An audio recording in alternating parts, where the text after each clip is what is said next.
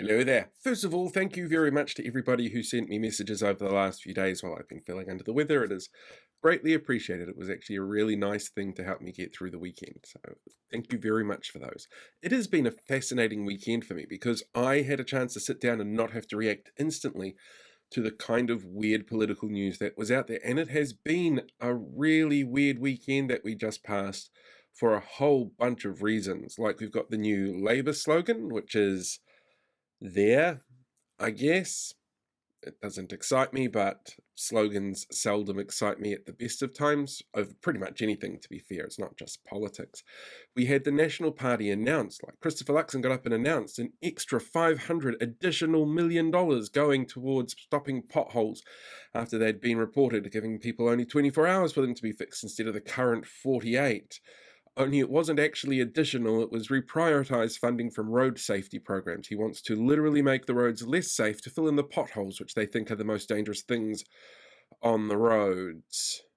Which is very weird. And then you had Paula Bennett in the Herald over the weekend as well, talking about the Christopher Luxon that she knows, because there is one really big issue for the National Party that they just can't seem to shake, and it's not the fact they've got people like Sam Uffindell or Barbara Kuriger there, that the media never chases up on what happened with them and completely ignore them.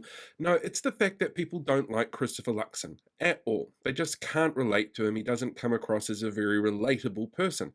It's part of the reason why they've kind of been stagnating in the polls for the last couple of months. They haven't really moved past that 33 to 34% mark for a very long time, and his ratings, whoa, they keep bucketing. But there was a lovely piece in today's Herald from Paula Bennett about the Christopher Luxon that she knows, that she enjoys having a cold wine and a cold beer with, because he's just deep down a real human person who's really a human person.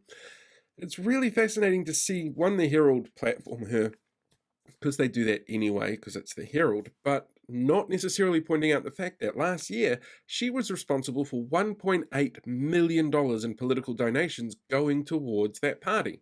She is very active in her job at the moment of making sure the National Party has the war chest that it needs to do all of that advertising you're seeing at the moment that doesn't count under electoral law because we haven't entered the official election period. So if they spend it now, it doesn't go towards that tally, but it damn well could make a difference by the way that people are going to vote.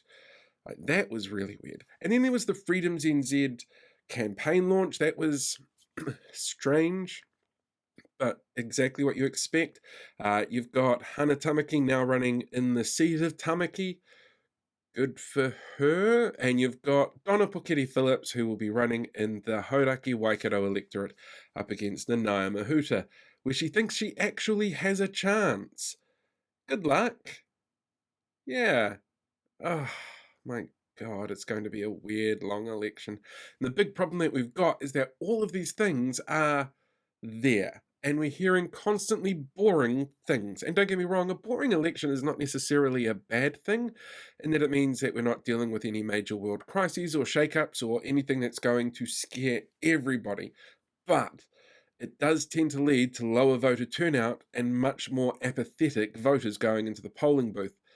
And that's a real problem, because the more people who vote, obviously, the better representative you have in the parliament afterwards. But who's really enthused about no new taxes or moving funding from road safety?